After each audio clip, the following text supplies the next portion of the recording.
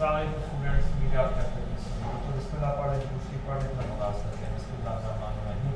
अल्लाहुम्मा सल्ली अला मुहम्मदिन व अला आलि मुहम्मदिन कमा सल्लैता अला इब्राहीम व अला आलि इब्राहीम इन्नका हमीदुम मजीद। अल्लाहुम्मा बारिक अला मुहम्मदिन व अला आलि मुहम्मदिन कमा बारकता अला इब्राहीम व अला आलि इब्राहीम इन्नका हमीदुम मजीद। रब्बि इश्रह लि सदरी व यस्सिर लि अमरी वहलुल उक़दतम मिन लिसानी यफ़क़हू क़ौली। रब्बि ज़िदनी इल्मा रब्बि यस्सिर व ला तुअस्सिर रब्बि मिन खैर। कल बच्चों हमने markup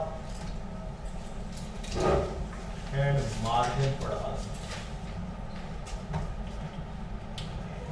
markup percentage of cost, margin on cost, profit on cost, इस तरह की जब ऑन कॉस्ट लिखा होगा तो आपका क्या आएगा, मार्कअप आएगा।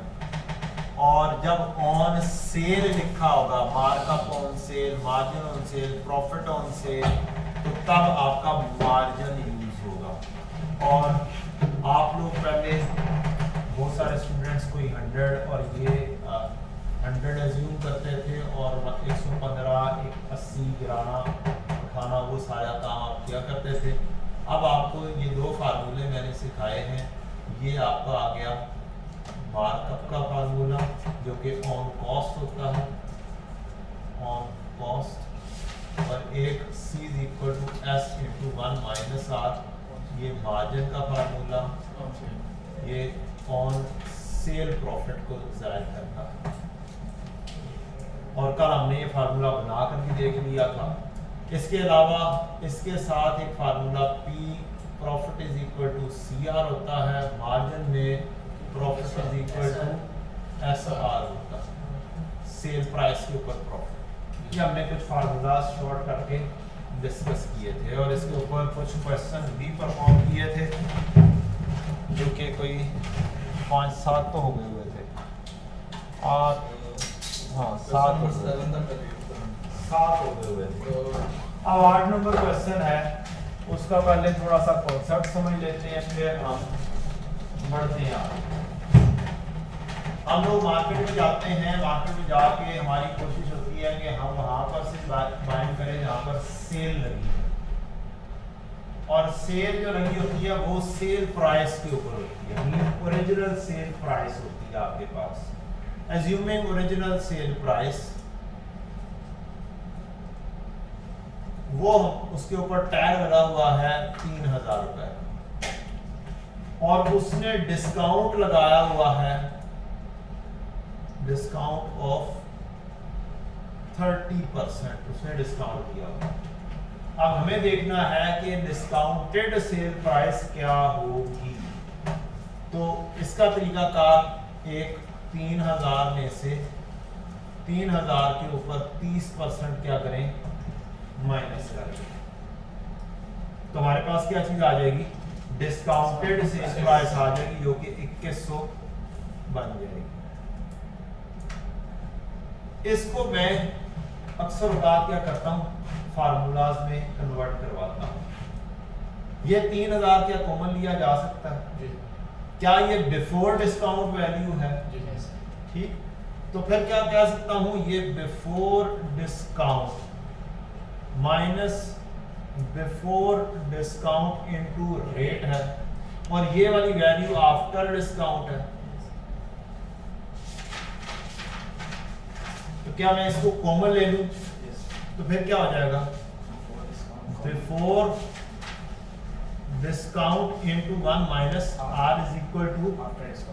After discount. ये बिल्कुल मिलता जुलता इससे फार्मूला से, लॉजिक सेम है, लेकिन ये सेपरेट ही रख के सोचना है। उसकी रीजन ये है, इसने आपके हर जगह पर ही यूज होना है। मार्कअप बात है R1, R2, CMA, CFAB, everywhere. ये PRC से शुरू होता है और ये टिल योर फाइनल एग्जाम ले जाता है। तो इनको फार्मूलाज को तो इसी तरीके से रखें। अब इसके ऊपर हम लॉजिक लेते हैं। ये हमारा एक फार्मूला बन गया, इसको भी मैंने जनरलाइज करके लिखने लगा। जनरलाइज से मुराद है कि आफ्टर डिक्रीज, सिर्फ डिस्काउंट के अंदर वाली बात नहीं लेते हैं, हम क्या करते हैं, डिक्रीज लेते हैं ताकि ये चीज डिक्रीज होनी है। डिस्काउंट की बजाय क्या करते हैं हम, आफ्टर डिक्रीज ले लेते हैं। क्योंकि डिस्काउंट से क्या होगी, वैल्यू में कम होगा। तो हम इसको जनरलाइज करते हैं, after decrease is equal to before decrease into 1 minus r. जिस भी किस्म की डिक्रीज का रेट दिया होगा आपने ये वाला करना है, तो आपके पास आफ्टर डिक्रीज की वैल्यू आ जाएगी। इसको हम जनरलाइज करते हैं और फिर क्वेश्चन के अंदर अप्लाई करेंगे। ये तो पहला कॉन्सेप्ट। अब किसी को आपने इंक्रीमेंट देना, एक बंदा जॉब कर रहा है 20,000 रुपए के ऊपर और उसका इंक्रीमेंट लगाया गया है 5%। तो अब हमें आफ्टर इंक्रीज उसकी सैलरी चाहिए। तो 20,000 उसकी सैलरी थी बिफोर इंक्रीज। इसके अंदर अब आप 20,000 के ऊपर क्या करेंगे, 5% लेंगे, तो उसकी आफ्टर इंक्रीज की वैल्यू आ जाएगी, आफ्टर इंक्रीमेंट आ जाएगी। ठीक, तो इसको बिफोर प्लस बिफोर के ऊपर रेट लेने और इसको आप कॉमन ले लेते हैं, तो आपका फार्मूला अल्टीमेटली बन जाएगा after increase is equal to before increase into 1 plus r. यहां पर भी देखें तो सेम चीज है, कॉस्ट में इंक्रीज प्रॉफिट करके सेल प्राइस बन रही है, सेल प्राइस के ऊपर बेस करके सेल में से प्रॉफिट को डिक्रीज करके कॉस्ट। लेकिन वंस अगेन मैंने क्या कहा कि इसको क्या रखना है, हमने अलग रखना है और इसको हमने अलग रखना है, ताकि ये वाली दो डिफरेंट चीजें मिक्स आपस में ना हो। चलिए अब इसके ऊपर किसी का कोई क्वेश्चन, किसी को कोई बात ना समझ कोई क्वेरी तो नहीं है इससे रिलेटेड?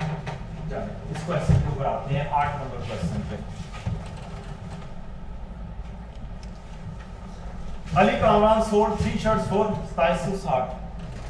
नहीं, ये वाला 7 नंबर क्वेश्चन पर। Ali Kamran purchased shirt for 800 per shirt. He normally sells it at a profit of 25% on cost. कौन सा फार्मूला, मार्कअप और margin? Markup. However, he sold 3 shirts at a discount of 8% of the normal sale price. हमें क्या मालूम करना होगा? Discounted sale price. Can you work out that? जल्दी जल्दी 2 मिनट लगाएं, एक बल्कि 1 मिनट लगाएं। हमें क्या चाहिए, 3 शर्ट्स की डिस्काउंटेड प्राइस चाहिए, 3 शर्ट्स की डिस्काउंटेड प्राइस चाहिए। 7 नंबर क्वेश्चन।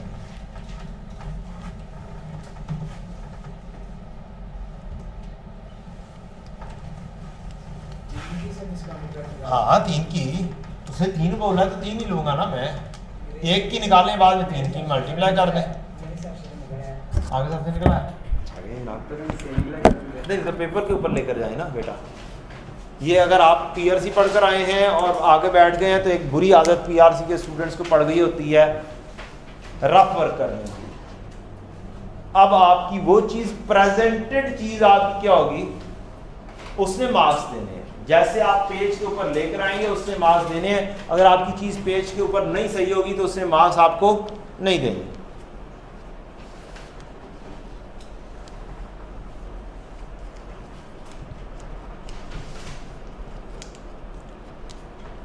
तमाम स्टूडेंट्स के पास बुक पहुंच गई हुई है, बुक ठीक हो।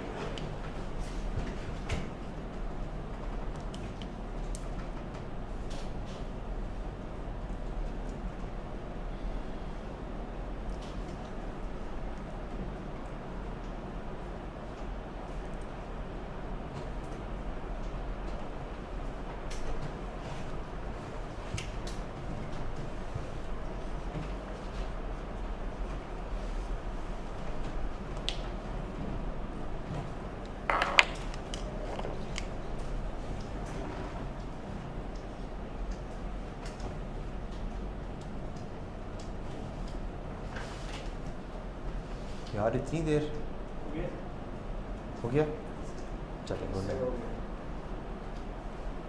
क्या आंसर आया बेटा? 2208 टी शर्ट्स का गलत है, 2760 आंसर है।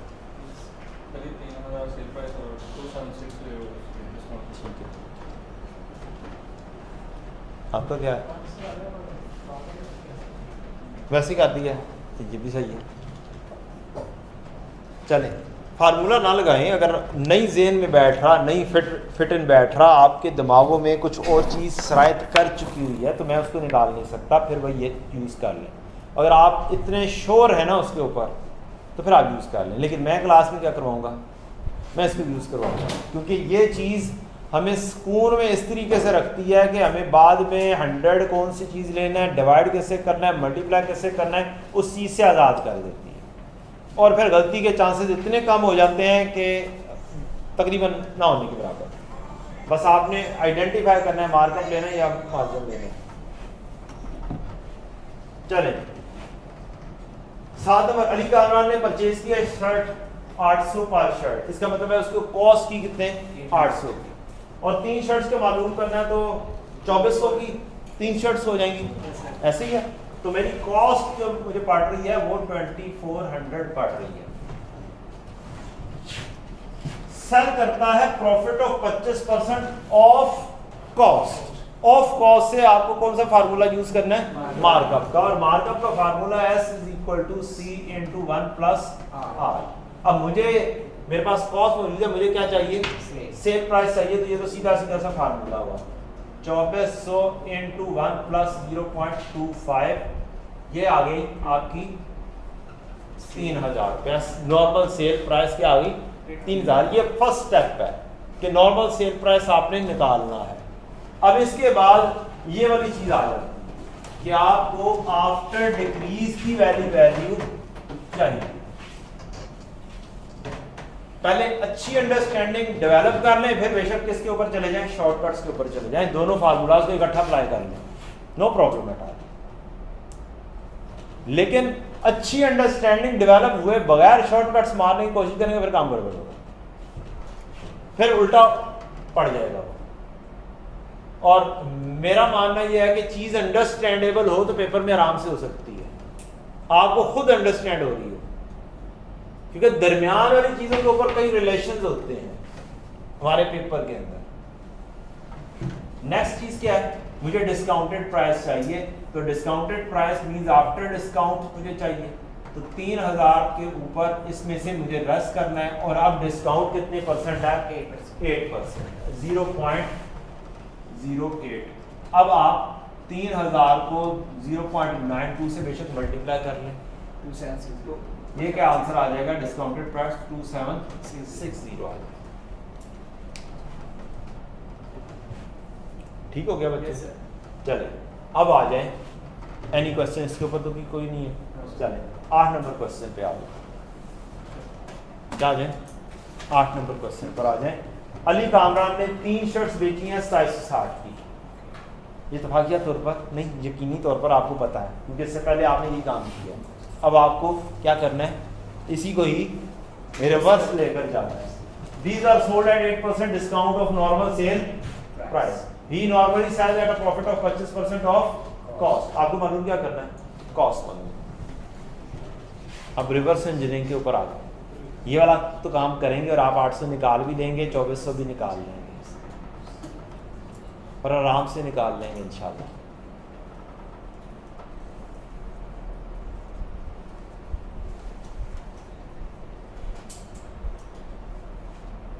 लेकिन स्टेप्स चेंज हो जाएंगे, क्या हो जाएंगे, स्टेप्स डेफिनेटली चेंज हो जाएंगे। और अगर आपसे वो वाला स्टेप्स रिवर्स बैक में नहीं जा रहे तो फिर ऑप्ट करना शुरू कर दें इन चीज़ों को।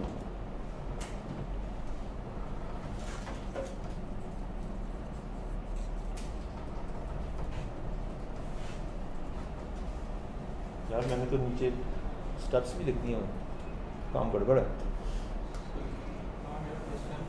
एक मिनट आ रहा है, स्टेप्स गायब कर दूँ ना मैं। चलो ये है क्वेश्चन 8 नंबर।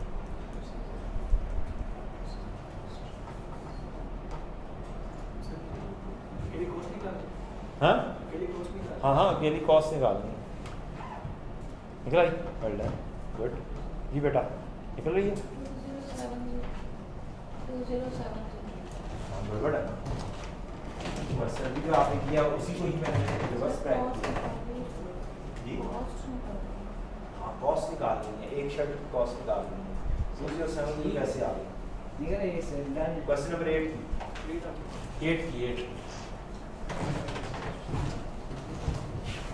आपने पहले देखना है क्वेश्चन में गिवन क्या है। क्वेश्चन में देखना है आपको गिवन क्या है। Ali Kamran sold 3 shirts for 2760। These are sold at, ठीक है, Ali Kamran sold 3 shirts for, अच्छा ये हमने 2760 की बेची हैं। जी सर। हाँ, ये एक्चुअल सेलिंग प्राइस है। ये सेल प्राइस है, डिस्काउंटेड सेल प्राइस है। These are sold at 8%, हो सकता है बेटी का आंसर सही हो। These are sold at 8% discount of normal sale price। ठीक है, मैंने sold 3 shirts for 760, ठीक है। ये तो हमें दी गई है discounted sale price। ये क्या दी गई है? ये चकावा आ गया ऊपर वाले क्वेश्चन से। ये क्या चीज आ गई है? डिस्काउंटेड सेल प्राइस है 2760 और these are sold at 8% discount of normal sale price। He normally sell at a profit of 25% of cost। Find the cost, हमें cost find करनी है। हमने 3 शर्ट्स बेची हैं,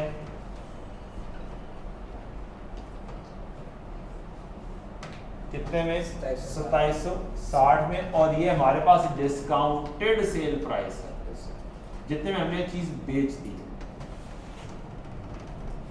और ये बेची है आफ्टर 8% डिस्काउंट। तो सबसे पहला स्टेप है रिवर्स जाओ, नॉर्मल सेल प्राइस निकालो। क्या करो? नॉर्मल सेल प्राइस के लिए वही वाला फार्मूला कि after is equal to before into 1 minus r. मेरे पास आफ्टर वाली चीज अवेलेबल है 2760, मुझे चाहिए बिफोर वाली 1 माइनस 0.08। 3000 क्या चीज आ गई?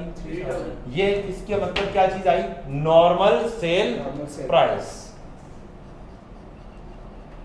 Normal sale price equal to क्या चीज आ गई? 3000। अब ये 3000 बिफोर वाली 3000 आ गई है। अब रिवर्स जाना है, मार्कअप और मार्जिन देखना है, मार्कअप लगा है या मार्जिन लगा है। 25% ऑफ कॉस्ट है, तो यहां से अब आप S is equal to c into 1 plus r करेंगे। आपके पास सेल प्राइस 3000 वर्कआउट होके आ चुकी है, कॉस्ट मालूम करनी है 1 प्लस 0.25 करेंगे, कॉस्ट आपकी 2400 3000 प्लस 1.25 आ जाएगी, 2400 आ जाएगी। कोई चुकावा नहीं था। ऊपर वाले क्वेश्चन की क्या थी? एक रिवर्सल थी। चलें लेट्स चेक इट आउट कि आपसे आप 9 नंबर क्वेश्चन सही कर लेते हैं, ये नहीं करते।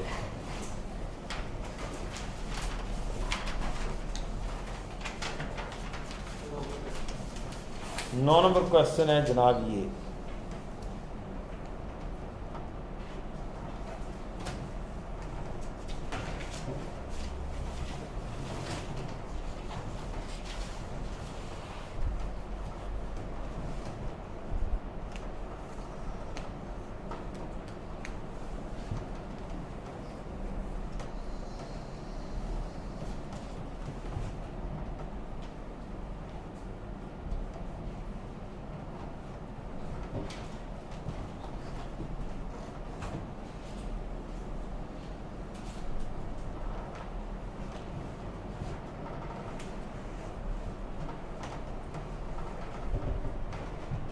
प्रारुलक।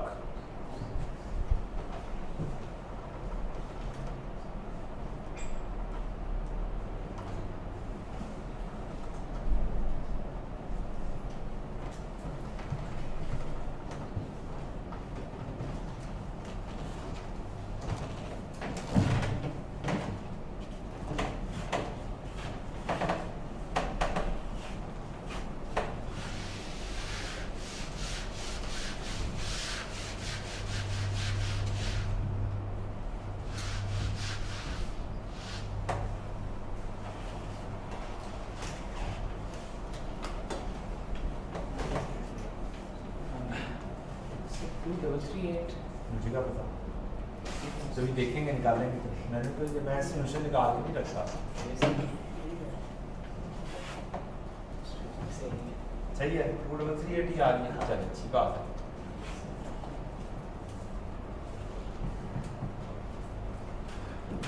मेरे पास बच्चों डिस्काउंटेड प्राइस मौजूद है 2500, क्योंकि इतने में मैंने बेचा, इसका मतलब है मेरे पास डिस्काउंटेड प्राइस अवेलेबल और 7% डिस्काउंट के बाद है।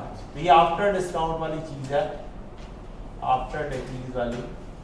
मुझे चाहिए बिफोर डिक्रीज वाली चीज़ जिसमें 1 माइनस रेट अप्लाई हो चुका हुआ है, ये 2500 है। बिफोर वाली चीज़ जो है 1 माइनस 0.07 लेस करके होगी और बिफोर वाली 2500 तकसीम 0.93 हो जाएगा और ये कितना बनता है 2688 2688। ये मेरी नॉर्मल सेल प्राइस है। ये चीज आ गई, इसके बाद किसके ऊपर जाना है, मार्कअप या मार्जिन। सोचना है किस पे चल रही है, 13% ऑफ सेल से मतलब मार्जिन। मार्जिन का formula C = S × 1 minus R। मेरे पास नॉर्मल सेल प्राइस अवेलेबल है, मुझे किस पर पहुंचना है, कॉस्ट पर पहुंचना है। तो मेरे पास 2688 आ गया, 1 माइनस 0.13 आएगा 2338।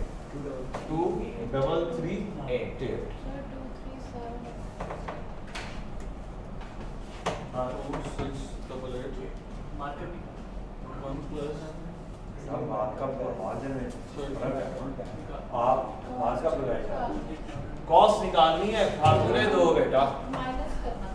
नहीं ऐसे माइनस नहीं करना ना बेटा, फार्मूला ये वाला अप्लाई करना है। ये ऊपर देखें जो मार्जिन का फार्मूला कौन सा है, मार्जिन का फार्मूला है C = S × 1 माइनस R। ये वाला फार्मूला अप्लाई करना है,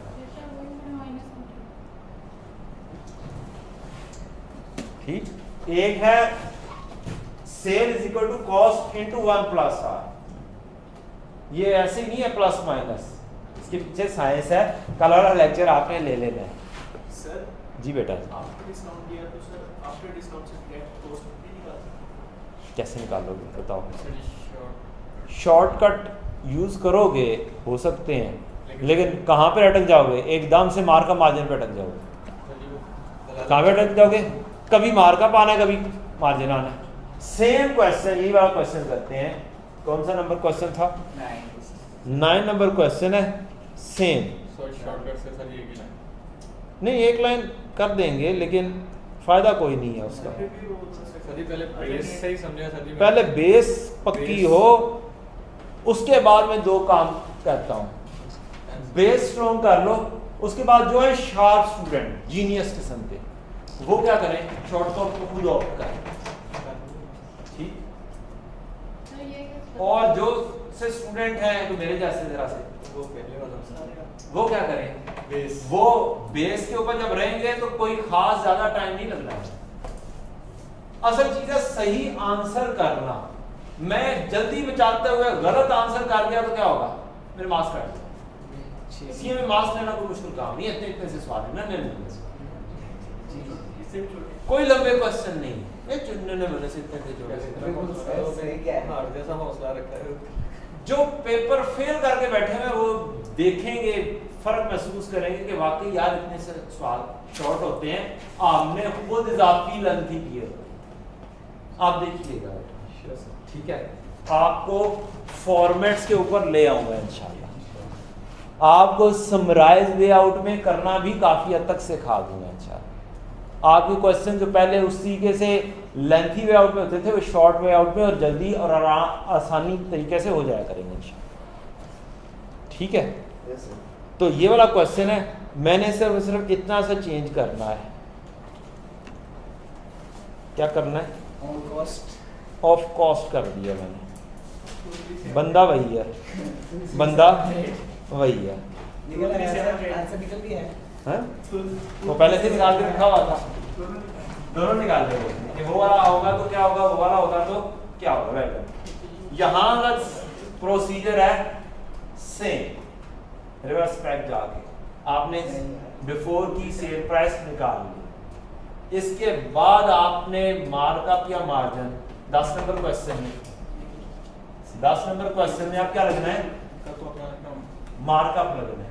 मार्कअप का फार्मूला S = C × 1 + R। अब आपके पास मौजूद क्या है, sale price. You have to reach at cost. Cost = sale price divided by 1 + R। तो सेल प्राइस 2688 डिवाइडेड बाय 1 + 0.13 क्या आ गया, 2378। ये चीज बिलीव मी, हम समटाइम्स क्या अक्सर औकात जल्दी मचाते हुए, शॉर्टकट मचाते हुए गलती करते हैं, और होती है। बाज़ औकात ये दरमियान वाली चीज जो है ना, इसके ऊपर कोई और काम भी करना होता है। इट हैपन पेपर के अंदर, और हम अगर तरतीब से काम नहीं करते हैं तो क्या होता है, हमें दोबारा से रीवर्क करना पड़ता है। दोबारा से हम आते हैं, दोबारा से काम करके फिर अप्लाई करते हैं।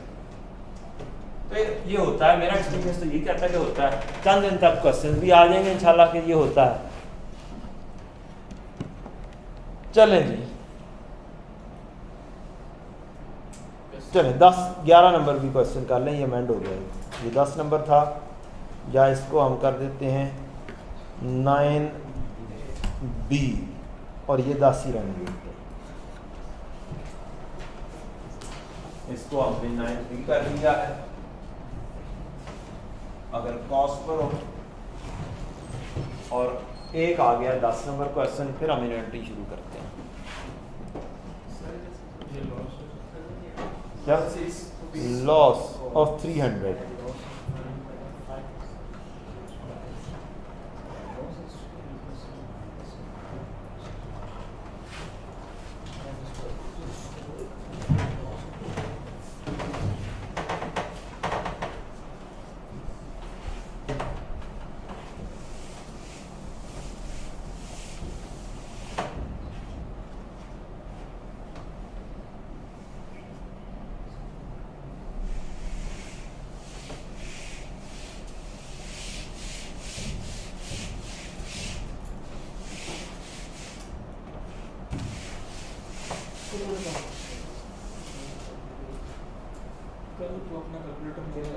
बच्चों कैलकुलेटर लेकर आया करें। अकाउंटेंट का हथियार ही नहीं, अकाउंटेंट पास होगा फायदा।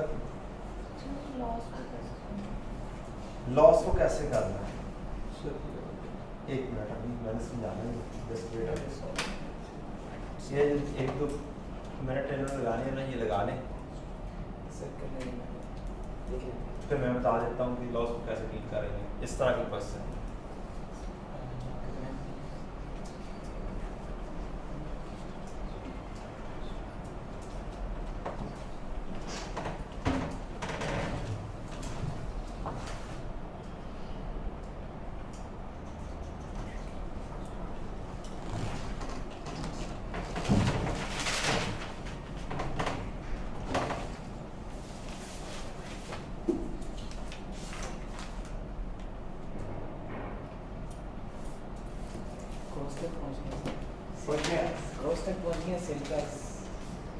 नहीं निकलते।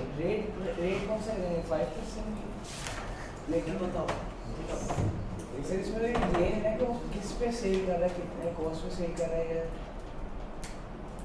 लिखा हुआ है, लिखा हुआ है, क्वेश्चन में लिखा हुआ है। मैं ऐसे ही कोई बोल रहा हूँ कि सर ये अगर ठीक हुआ तो ठीक है, नहीं तो अल्लाह ने मुझे पहुंच कर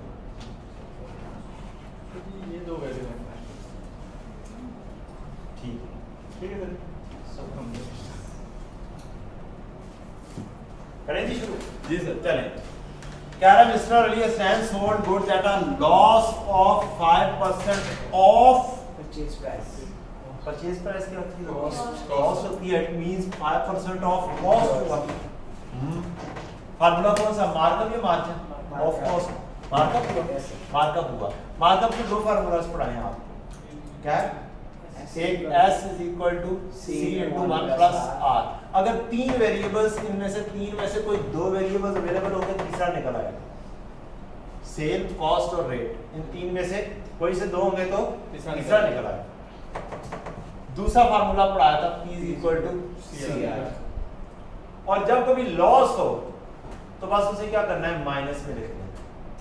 जब कभी लॉस हो तो क्या करना उसको माइनस में है, उसे लिखना सिर्फ माइनस में लिखना है।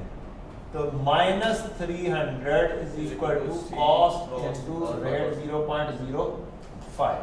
यहां से आपकी क्या चीज आ जाएगी, कॉस्ट। 300 डिवाइड बाय 0.05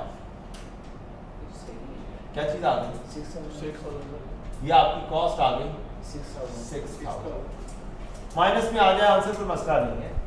असल में क्या चीज है, कॉस्ट आपकी 6,000 आ गई और आपने बेचा किस पर है, लॉस पर। इसका मतलब है आपने कम पे बेचा है। अब आपका base formula S = C + P, cost आपकी 6,000 है, आपने लॉस को किस में लिखना है, -300 में। आपकी क्या चीज आ जाएगी, सेल प्राइस आ जाएगी 5700। This is how you can easily deal. Loss को क्या करो, माइनस में लिख दो, नथिंग एल्स, नो टेंशन। कोई टेंशन तो नहीं है, नहीं सर। जल्दी कॉस्ट तक पहुंच गए, सेल तक पहुंच गए। चलो ये बच्चों वाले क्वेश्चन हो गए। अब सर बड़ों वाले क्या, अब हम इन्वेंटरी शुरू करते हैं जी। सर ये इसका क्या हम नाम देंगे इसको, इसको? इतने टॉपिक हो सकते, इसको टॉपिक कुछ नहीं, हम नहीं, बेसिक मैथ क्या लें, मार्कअप मार्जिन क्या लें, मार्कअप मार्जिन एंड डिस्काउंट क्या लें, जो मर्जी क्या लें। में किस पेज पे लिखा क्या चैप्टर नंबर 17 के दूसरे तीसरे पेज के ऊपर ये क्वेश्चंस अवेलेबल होंगे। चैप्टर नंबर 17 में वो तकरीबन सारे क्वेश्चंस अवेलेबल हैं जो मैंने क्लास में मोर और लेस करवाने होते हैं और जिनके सॉल्यूशन नहीं है। प्रैक्टिस जो सॉल्यूशन क्या है क्लास में होगा, क्या आपको क्वेश्चंस आराम से क्या मिलेंगे, बुक के ऊपर मिल रहे हैं। ये मसला नहीं होगा कि ये क्वेश्चन है कहाँ पर, मसला होता है ना क्वेश्चन कहाँ पे। तो क्वेश्चंस मोर और लेस अवेलेबल हैं। कुछ क्वेश्चंस 10:30 क्लास में खड़े हुए क्या हो जाते हैं, कमेंट हो जाते हैं। तो वो चीज़ वो आप क्वेश्चन कमेंट कर लें। ना इतना अच्छा मैं नहीं हूँ।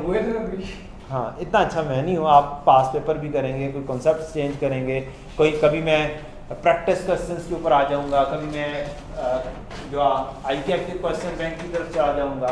तो वो एक मुख्तलिफ अंदाज होगा कि कब क्या क्या कुछ करना, वो कॉन्सेप्ट डेवलप करते हुए और वो प्री और पोस्ट के अंदर दोनों में हमें थोड़ा थोड़ा सा प्लानिंग क्या करनी पड़ती है, हल्की हल्की सी चेंज करनी पड़ती है कि कॉन्सेप्ट भी मुकम्मल देना है, लेकर भी जीरो से चलना है और करवाना भी जरा जल्दी है। जी सर। ठीक, हाँ मैंने थोड़ी देर पहले बोला था एट अ लॉस ऑफ 5% कितना है और लॉस कितना किया 300। तो लॉस को मैंने सिंपली सी ये बताया कि प्रॉफिट की जगह पर माइनस में लिख दिया करें। लॉस क्या है, आपको कम हो, तो मैंने बस प्रॉफिट की जगह पे लॉस लिखने की बजाय लॉस को ही माइनस प्रॉफिट में -300 में प्रेजेंट कर दिया। या फिर आप ऐसे लिखें कॉस्ट माइनस लॉस। तो मजीद अपने लिए ज़्यादा चीज़ें बनाने के उसी चीज़ के अंदर एक अंडरस्टैंडिंग डेवलप करनी कि लॉस को क्या करने, माइनस करना, नथिंग एल्स। चलें जी इन्वेंटरी शुरू करते हैं, अल्लाह का नाम लेकर। बिस्मिल्लाह।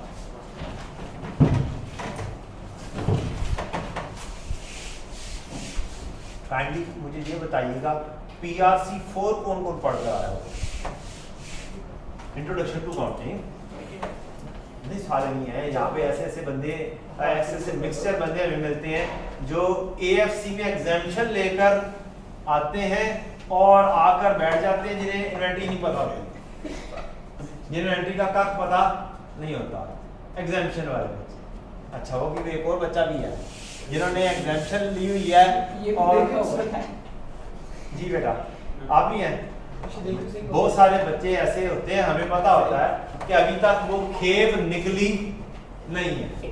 हमारे बड़े भाई जी हैं, सबसे बेसिक। तो खेप जो निकली नहीं होती ना, उन्हें फिर चीज़ों का उतना पता नहीं होता। तो फिर हमें क्या करना पड़ता है, उस खेप का भी ख्याल रखना होता है। अच्छा जी इन्वेंट्री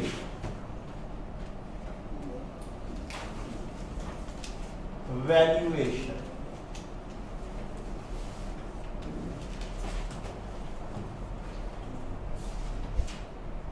इन्वेंट्री हमेशा चीज आप खरीदते हैं वो अपनी किस पर लिखी जाती है, कॉस्ट पर लिखी जाती है, किसी और चीज पर लिखी जाती है? चलिए बता, कॉस्ट पर लिखी जाती है। जितने में खरीदोगे उतने में आप इन्वेंट्री लिख रहे हो। ठीक है, अब ये है हमारा पूरा साल। क्या जी? ये है हमारा पूरा साल। पूरे साल में मैं किताबें लिखता हूं, डेबिट एंड क्रेडिट करता हूं। कब यार ये कौन सा बंदा है इसको अपनी गाड़ी कीजिए, नहीं सुनना।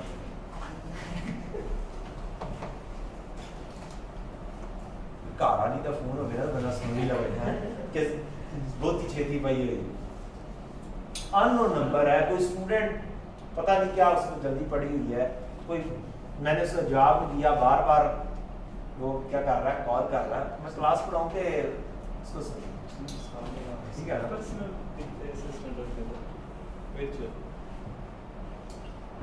ये पर्सनल असिस्टेंट आ गया।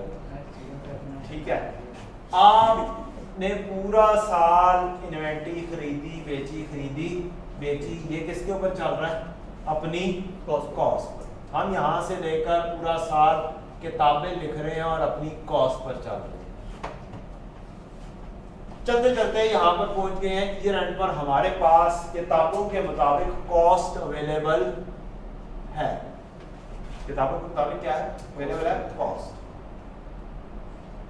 साल के एंड पर हमारा एक स्टैंडर्ड और कॉन्सेप्ट आ जाते हैं, प्रूडेंस कॉन्सेप्ट। शायद किसी ने नाम सुना है, अकलमंदी। वो कहती है asset should not be overstated, ऐसी कहती है। जी सर। और अगर जितने में मैंने खरीदा था 100 रुपए में, ये मार्केट में इसकी वैल्यू गिर चुकी है और ये बिक नहीं सकती 90 रुपए से ऊपर, तो स्टैंडर्ड कहता है क्या मैं एसेट को ओवरस्टेट कर रहा हूं? अगर मैं 100 पे रखता हूं तो क्या करूंगा? ओवरस्टेट करूंगा। अगर ये बिकनी इसने 90 रुपए में है, मैं क्या कर रहा हूँ? इसको ओवरस्टेट कर रहा हूँ। एक्चुअली मुझे बैठे बिठाए क्या हो चुका हुआ है? लॉस हो चुका हुआ। इस लॉस को क्या कर रहा है? हमें रिकॉग्नाइज करना है। इस वजह से ये हमारा IAS 2 ही अप्लाई होता है CM में। Inventory valuation. इन्वेंट्री वैल्यूएशन ये कहता है हमें इन्वेंट्री को प्रेजेंट करना है at end of year at lower of cost and net realisable value, जिसको हम शॉर्ट में बोल देते हैं NRV।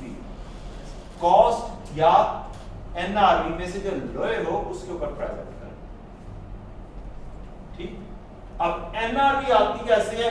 ये सिर्फ सेल प्राइस नहीं होती, NRV होती है estimated sale price minus estimated cost to complete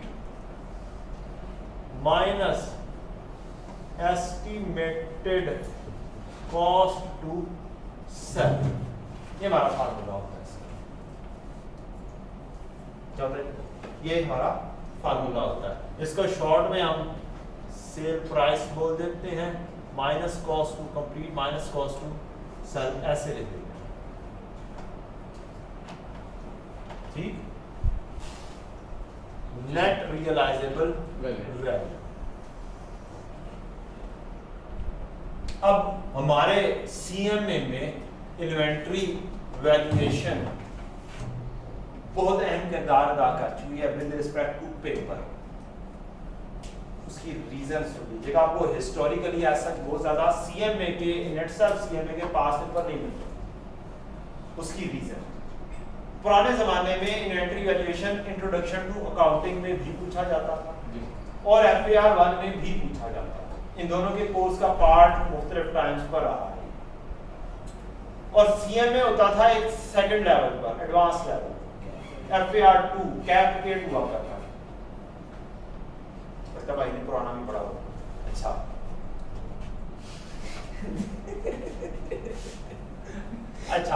तो इन्वेंट्री ऑलरेडी टेस्टेड होता था, अब क्या सीएमए में दोबारा से टेस्ट किया जाए इसको? तो टेस्ट नहीं किया गया। और अब की सिचुएशन क्या है?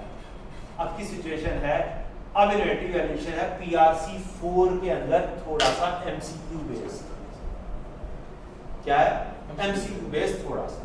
ना तो ये एफएआर 1 में है, ना ये एफएआर 2 में है, और थ्रू आउट कैफ में सिर्फ ये एक जगह पर है। वो कौन सी जगह? CMA। लिहाजा अब इसका एम्फेसिस यहाँ पर क्या हो चुका है, पहले से बहुत ज्यादा बढ़ चुका हो। वो स्टूडेंट जो हिस्टोरिकल एनालिसिस करेंगे ना, उनको ये टॉपिक लगेगा कि बस ये तो आता ही नहीं है, क्या करना है इसको, कोई खास पढ़ रहा है। हालांकि अब इसकी सिचुएशन ये क्रिएट हो चुकी हुई है पिछली 1-2 अटेम्प्ट से, जब से ये पीआरसी 4 का रोला चला है। और एक आधी अटेम्प्ट में तो उसने कोई खास नहीं तंग किया, ना पूछा है कि पुराना सिलसिला चल रहा था, ज्यादातर स्टूडेंट्स पुराने थे। अब स्टूडेंट्स वो आने शुरू हो चुके हुए हैं जो क्या पढ़ के आ रहे हैं, सिर्फ इन्वेंट्री पीआरसी में पढ़कर आ रहे हैं, और यहाँ पर पूरे कैप में इन्वेंट्री है।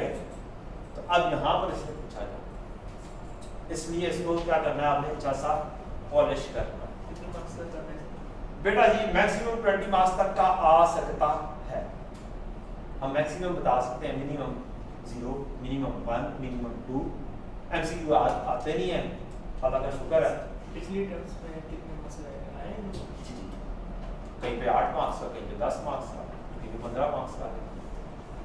मैंने अपनी बुक के अंदर क्या किया हुआ है, जितने इंट्रोडक्शन टू काउंटिंग के थे क्वेश्चन, जितने R1 के क्वेश्चन थे पास पेपर, उनको उठा के क्या कर दिया हुआ है, अपनी बुक में प्रैक्टिस के लिए रख दिया हुआ है। तो मेरी बुक के अंदर इसकी एम्पल प्रैक्टिस, आपको शायद सबसे ज्यादा प्रैक्टिस इसकी नजर आ रही है। Might 29 question. सीएमए के कितने हैं? ये क्या बात, वो स्टॉप पे लिखा हुआ है यार, सीएमए के 7-8 क्वेश्चन। यही जो आपने खोली हुई है पास पेपर की चेकलिस्ट, इसके अंदर टॉप पे सीएमए के क्वेश्चन है, उसके बाद 8 क्वेश्चन। सीएमए में 8 क्वेश्चन 2001 से लेकर 2022 तक कितने हैं? 8 क्वेश्चन। और रिसेंट कौन सा है? 2022 का है, 2021 का? ऊपर 2021 का से 2021 का। क्वेश्चन नंबर 6 है। हाँ, इसके बाद 23 में घर बनाया होगा। रिसेंट टर्म आया था नहीं आया था? आज 8 नंबर का था। आया था ना? आया था ना? मतलब अब इसने आना है, मतलब अब इसने आना पक्का क्वेश्चन एक हिसाब से समझ, इसने आना ही एज पर माय एनालिसिस, और वो आया भी है। अच्छा जी, अब हम वापस चलते हैं। यहाँ पे पूरा अरसा क्या होगा, आपका एक क्वेश्चन बनेगा कॉस्ट के ऊपर, एक कॉस्ट बनानी है, और एक क्वेश्चन होगा आपका कॉस्ट और एनआरवी का कंपैरिजन, और तीसरा क्वेश्चन होगा यहाँ से शुरू होना है, कॉस्ट भी बनानी है और कंपैरिजन भी करना है। ठीक है, तो हमने दोनों तीनों किस्म के क्वेश्चंस देखने हैं इंशाल्लाह। अच्छा जी, अब कॉस्ट जो है बच्चों, हमारे पास as per financial accounting IAS 2 2 systems हैं। क्या है? पीरियोडिक और परपेचुअल।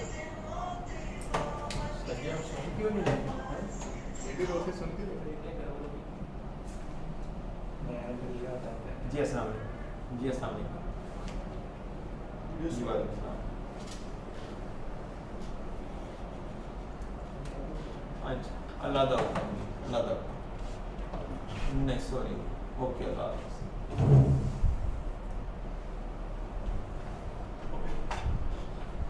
चलो, पीरियोडिक परपेचुअल। पीरियोडिक सिस्टम हमारे सीएमए में ऐसे अप्लाई नहीं होता, लेकिन हमने सीखना है, हमने सीख कर फिर परपेचुअल भी सीखना है। पीरियोडिक सिस्टम और परपेचुअल सिस्टम में दोनों में एक होता है first in first out method of accounting, एक होती है एवरेज कॉस्ट की अकाउंट, एक होती है फर्स्ट इन फर्स्ट आउट की अकाउंटिंग, और एक होती है एवरेज कॉस्ट की। हो गया? जी सर। हमारे CMA में बेसिकली ये चीज, हमारे CMA में बेसिकली क्या है? ये चीज। इस चीज से हम कॉस्ट बनाएंगे, करेंगे और यहां पर पहुंचेंगे और फिर कंपैरिजन करेंगे NRV के साथ। Let's start. कोई बुक से क्वेश्चन देखते हैं, टाइम है हमारे पास थोड़ा सा, और एक तो हो ही जाएगा डिपेंड करता है बेटा जी, सर। देखते हैं क्वेश्चन कौन सा, बुक से ही देख सकते हैं यार। ये दोनों जना जोड़े जाए।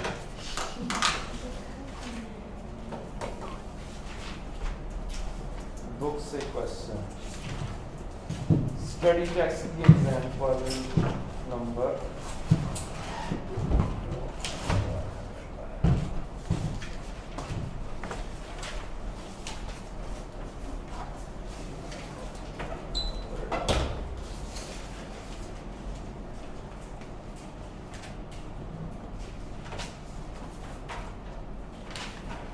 एग्जाम्पल नंबर 5 पर आ जाए, page number 1-6। Example number 5 page number 1-6 उस पर भी आ जा सकता है। और मेरी जो क्वेश्चन है वो कौन से हैं? चैप्टर नंबर 16 में प्रैक्टिस को अपने क्लास पर कर लेते हैं, बाकी आप इस पर आ जाए। होमवर्क ये ले लेंगे। क्वेश्चन नंबर 2 पर आ जाए, पेज नंबर 17-1।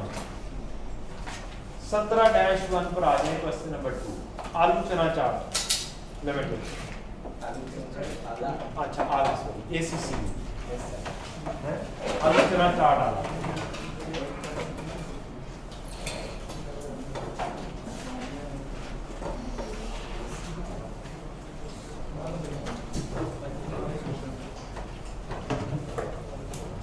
(17-1) ये यार ये लाइट ऑफ कैसे होगी? इसको ऑफ कर।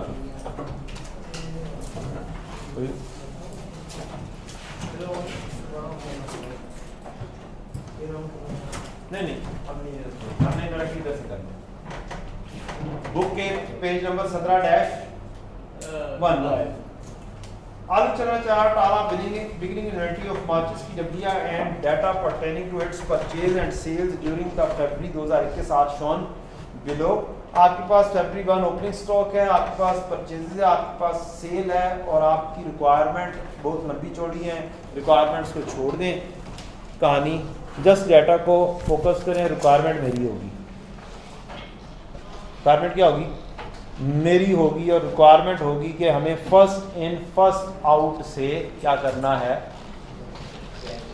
क्लोजिंग स्टॉक फाइंड करना है। क्या फाइंड करना है? Closing stock. यहां से जब मैं चलूंगा मेरे पास कुछ पड़ा होगा कि बच्चों इधर देखो, यहां पर कुछ पड़ा होगा मेरे पास। yes, मैं कुछ खरीदूंगा, वो मेरे पास एड अप हो जाएगा। कुछ मैं बेच दूंगा, वो लेस हो जाएगा, और मेरे पास क्या चीज आ जाएगी? क्लोजिंग स्टॉक आ जाएगा। ये है इसका शॉर्टकट। आपने क्या करना है? Opening stock plus purchases minus sale is equal to closing stock. Done हो गया? Yes sir. अच्छा, अब मेरे ओपनिंग में कितने यूनिट्स आ रहे थे? 5 यूनिट आ रहे थे। यूनिट्स देखे ना क्वेश्चन पे यूनिट्स देखे कितने आ रहे थे? 5 यूनिट आ रहे थे। मैंने कितने लिखे? 5। परचेजेस मेरी कितनी थी? क्या 10 जमा 15 जमा 20 आ रही हैं परचेजेस? 10 जमा 15 जमा 20, ये क्या होगी? परचेजेस। क्या मेरी जो बेचनी है वो कितने आ रहे हैं? 18 जमा 19। 18 जमा 19 मेरे पास क्लोजिंग स्टॉक आ जाएगा। 5 जमा ये 25 जमा 20 45 हो गए। 9 17 37 मेरे पास क्लोजिंग स्टॉक में क्वांटिटी कितनी बची होगी? जी 13 यूनिट्स मेरे पास बचे होंगे। ये क्या चीज है? क्लोजिंग स्टॉक की क्वांटिटी। ये क्या चीज है? क्लोजिंग स्टॉक की क्वांटिटी। और मुझे क्लोजिंग स्टॉक को यहाँ पर खड़े होकर वैल्यू करना है। क्या करना है? वैल्यू क्या करना है? वैल्यू वैल्यू करना है। वैल्यू मीन्स रुपीस में वैल्यू इसकी निकालना। और वैल्यू के लिए एक सादा सा फार्मूला होता है, क्वांटिटी इनटू रेट। हमारी आधी से ज्यादा सीएमए किसके ऊपर चल रही होती है? क्वांटिटी इनटू रेट के ऊपर चल रही है। क्वांटिटी मेरे पास 13 है, रेट मैंने क्या करना है? अच्छा, अब फर्स्ट इन फर्स्ट आउट, जो सब पहले आया वो पहले जाएगा। इसकी मिसाल ऐसे है कि आप कभी बेकरी शॉप पर जाएं, बेकरी शॉप पर जाएं तो क्या होता है वहां पर उन्होंने नजदीक जो चीज रखी होती है ना, वो क्या होती है? पुरानी होती है। अगर आपने खुद वो चीज पिक करनी हो, फिर अगर आप पीछे से खींच कर निकालेंगे ना तो लेटेस्ट डेट की पीछे पड़ी होगी, जिसकी एक्सपायरी डेट क्या होगी? दूर की होगी। जिसकी एक्सपायरी होने वाली होगी वो क्या होगी? पहले पड़ी होगी। आगे लोग क्या करें? पहले कौन सी पिक करें? जो जल्दी होने वाली, जो ताकि क्या हो? First in first out. कोशिश यही होती है उनकी। जहां पर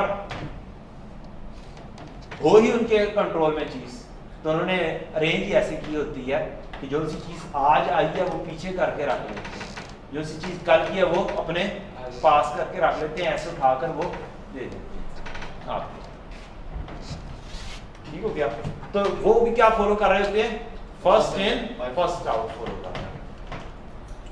अब क्वेश्चन के अंदर देखें, जो मेरे पास माल 5 यूनिट पड़ा होगा यहां पर, जी सर,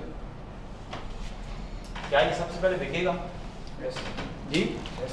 बिकेगा। तो ये सबसे पहली सेल कब हुई है?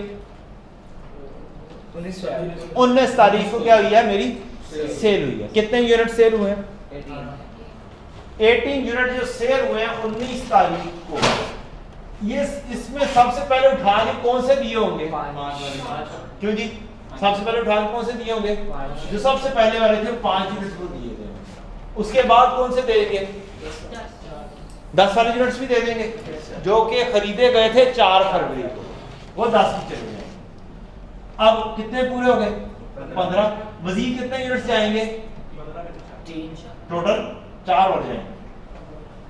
19 यूनिट्स जाने, 19 तारीख को कितने यूनिट्स? 18 गए हैं। 19 तारीख 18 यूनिट्स गए हैं। तो यहाँ पर कितने यूनिट्स जाएंगे? ये 3 यूनिट्स कौन सी वाली परचेज में से जाएंगे? 15 वाले में से। ये 15 यूनिट्स में जाएंगे जो कि 18 फरवरी को आपने बाय किए थे। अब बताएं, 15 यूनिट्स में से 3 चले गए, बाकी कितने रह जाएंगे? 12 आपके पास रह जाएंगे। ठीक है। अब उसके बाद जो 28 फरवरी को सेल हुई है, कितने यूनिट्स हुए? 19 यूनिट्स। ये इनमें से सबसे पहले कौन से जाएंगे? 19 यूनिट्स जो हैं, ये सबसे पहले कौन से जाएंगे? ये 12 बिक जाएंगे जो खरीदे थे तब 18 तक। अच्छा, उसके बाद 27, उसके बाद बाकी कितने यूनिट्स ले जाने? 7 यूनिट्स। ये किस में से जाएंगे? वो कौन सी 20 यूनिट्स में से जाएंगे 27 फरवरी को। जो उसमें से कितने चले जाएंगे? 7 यूनिट्स चले जाएंगे। और बाकी कितने बच जाएंगे? 20 में से 7 = 13। और एंड पे बचे कौन से होंगे? इसका मतलब है एंड पर कौन से 13 यूनिट्स बचे हुए हैं? 20 वाले। किसमें से? आखिरी परचेज में से 27 फरवरी को जो बाय की थी उसमें से बचे हैं। Got the point? Yes sir. ठीक हो गया। अब यहां पर से क्वांटिटी आपने निकालनी। क्या करनी? यहां पर से क्वांटिटी निकालनी। कितने यूनिट्स की क्वांटिटी? 13 यूनिट्स। आपका तरीकाकार ये होगा, आप ऐसे लिखेंगे 13 यूनिट्स टोटल, तो है 13 यूनिट्स। अब आपने देखना सबसे रीसेंट परचेज, सबसे रीसेंट परचेज कितनी है? क्या वो इससे बड़ी है या कम है? सबसे आखिरी परचेज है। कहां पे देख जाओगे? आखिरी परचेज पर जाओगे। तो आखिरी परचेज जो किस तारीख को हुई है? 27 फरवरी को हुई है। तब 20 यूनिट्स हुए हुए हैं। तो इसका मतलब है कि 13 में पड़े होंगे वो आउट ऑफ 20 पड़े होंगे, ठीक। और वो खरीदे कितने में थे? 30 30 पे खरीदे थे और आपका 390 की क्या हो जाएगी वैल्यू? सर इसके टेबल बनाने को कैसे? क्या? टेबल बनाने को कैसे? हाँ, अब आंसर क्वेश्चन आया, क्या इसको हम टेबल बनाकर भी कर सकते हैं, फर्स्ट इन फर्स्ट आउट को? अगर तो टेबल रिक्वायर्ड है, जैसे कॉस्ट कार्ड हम बोलते हैं, तो भी हम सीखेंगे। अगर तो टेबल या कॉस्ट कार्ड रिक्वायर्ड है, जो कि मेरे नॉलेज के मुताबिक हिस्ट्री में एक दफा भी शायद ना आया, शायद एक दफा आया, शायद एक दफा आया, तो तब तो टेबल बनाएंगे। अदरवाइज क्या करेंगे, आप क्लोजिंग स्टॉक निकाल लेंगे, देखेंगे सबसे आखिरी परचेजेस में से कैसे करना है, और आपकी क्लोजिंग स्टॉक की वैल्यूएशन असल में दरकार है। हमें अपना टाइम वेस्ट नहीं करना। अब क्वेश्चन को थोड़ा सा अमेंड करते हैं या एक और क्वेश्चन देखते हैं, उसमें से हम निकालेंगे कि हमारी कॉस्ट क्या बनती है। बेटा सब्र तो करो ना। क्वेश्चन नंबर 3 पर आए, इससे निचले क्वेश्चन पर, इससे निचले क्वेश्चन पर हम फर्स्ट इन फर्स्ट आउट देख रहे हैं। फर्स्ट इन फर्स्ट आउट की वैल्यूएशन देख रहे हैं, क्लोजिंग स्टॉक की वैल्यू क्या होगी।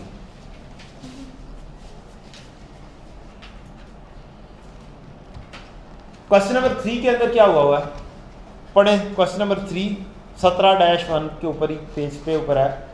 फर्स्ट जनवरी 12 पर company had 300 units of an item. कितने यूनिट्स ओपनिंग में पड़े हुए हैं? 300। और बोलो जी 300 पड़े हुए हैं। उसके बाद हमने प्रोडक्शन की है, क्या किया?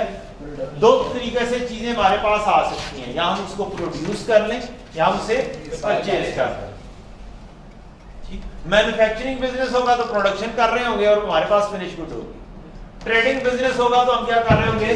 परचेज कर रहे हैं। बस इतना सा फर्क है, क्या है? इतना सा फर्क है।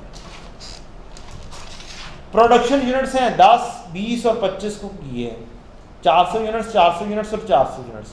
जब आपने सेल किए तो 14 जनवरी को सेल किए, 21 जनवरी को सेल किए और 28 जनवरी को सेल किए हैं। क्लोजिंग स्टॉक की क्वांटिटी मालूम कर दें। क्लोजिंग स्टॉक की क्वांटिटी मालूम कर दें।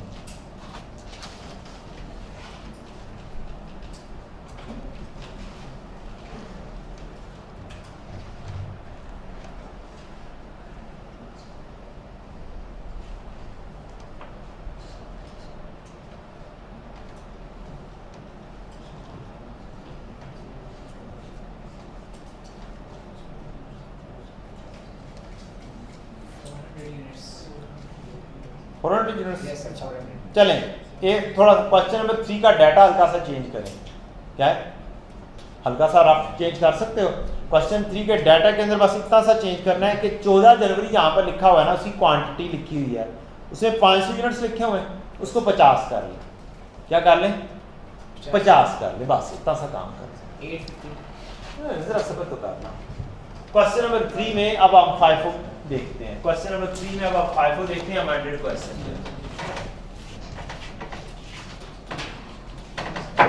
और इसकी वैल्यूएशन करने की कोशिश करते हैं।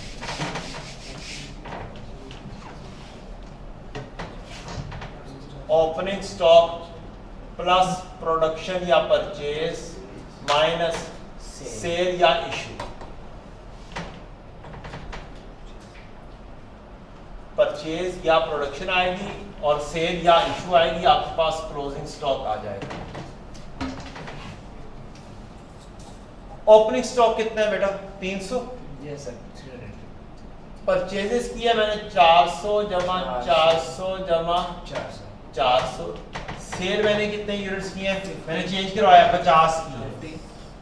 50 plus 500 plus 100।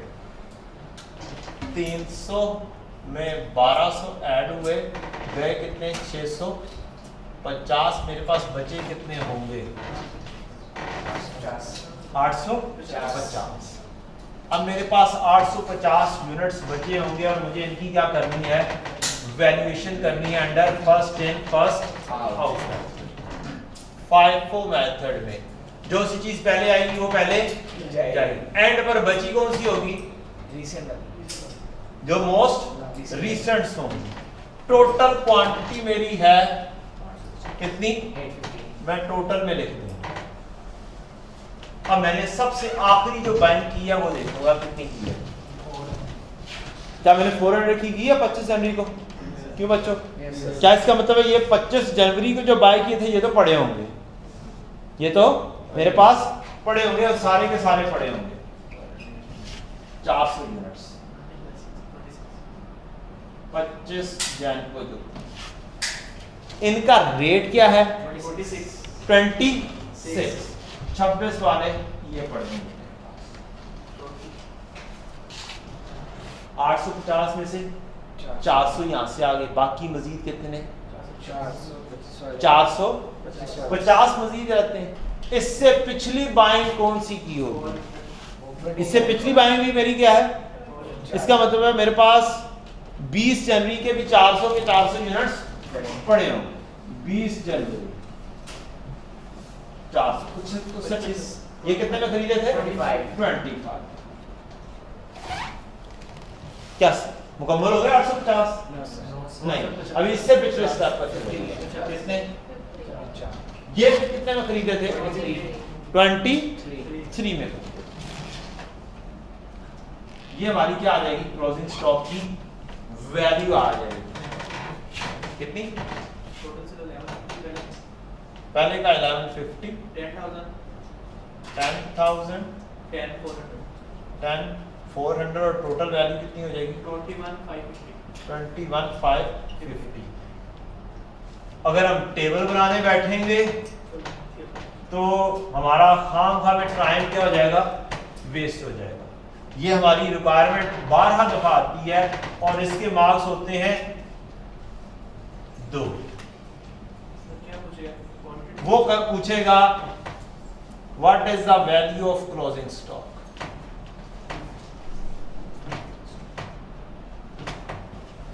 Using first in first out method, using first in first out method.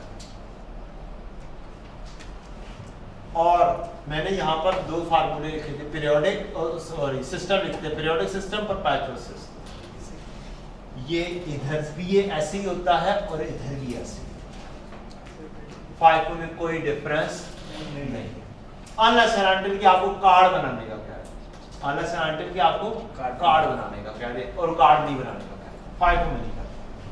बेफिक्र सुकून करो। मैंने आज तक नहीं देखा और ना ही आने की कोई चांस है। बनाना सीख लेंगे, बनाना सीख लेंगे। एक छोटी सी कहानी वो देख लेंगे होता क्या है। इधर मस्ट है कॉस्ट कार्ड बनाना, क्या है मस्ट है कार्ड बनाना, और वो भी जैसे आप लोगों ने सीखा है वैसे लाजमी नहीं है। हाँ, मैं आप लोगों से बनवाऊंगा और कहूंगा आज यार अच्छा खासा टाइम लगाया आपने, चलो आओ जरा इसका आसान तरीका सीखते हैं इंशाल्लाह। टाइम हुआ चाहता है, कितने मिनट रहते हैं, 4 मिनट, कितने 4 मिनट तो बस टेंशन टैक्स की 4 क्या टैक्स की क्लास में होती रहे, 3:15 बजे ही है ना, इससे पहले तो नहीं है। अच्छा बच्चों, आज हम कॉस्ट पढ़ेंगे। हाँ हाँ, आज हमने कॉस्ट पढ़नी है ना, मैंने अगली क्लास जाके पढ़ानी है बेटा जी, टेंशन नहीं है। एवरेज कॉस्ट कौन सा फार्मूला करवाने दो, पीरियोडिक सिस्टम। कौन सा, पीरियोडिक सिस्टम में एवरेज कॉस्ट का फार्मूला।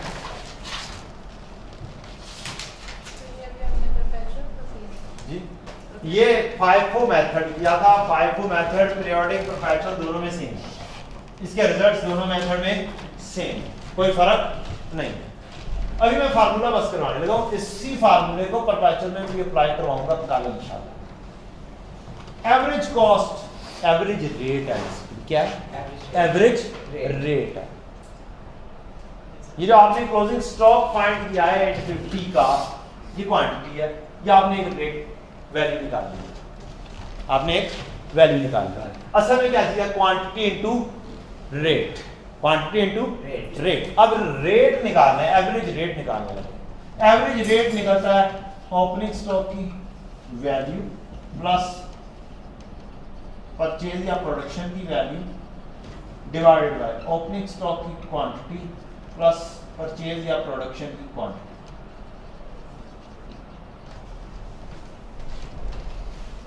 ये हमारा क्या है, एवरेज रेट का एक अदद फार्मूला है। अब इतना टाइम नहीं है कि ये फार्मूला अप्लाई करवा सकें, क्योंकि पहले वैल्यू निकलवानी पड़ेगी, निकलवा कर फिर आगे कहानी करनी पड़ेगी।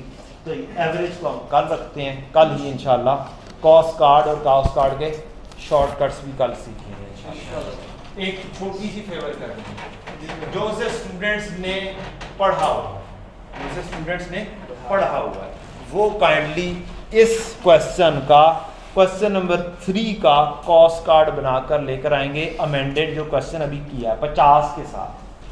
किसके साथ? 50 के साथ इसका कॉस्ट कार्ड बनाकर लेकर आएंगे, जिन्होंने किया हो। जिन्होंने नहीं किया उसकी तो टेंशन नहीं है, मैंने देखना है क्या करना, क्या तो वही है, वही वाला अकाउंटिंग का वो इन्वेंटरी वैल्यूएशन आईएस 2 के तहत है यहाँ पे। नहीं ये कॉस्ट कार्ड है, कॉस्ट कार्ड में आता है, एवरेज मेथड आता है, एवरेज में आता है। एवरेज मेथड, एवरेज मेथड पाइपो की वर्किंग है।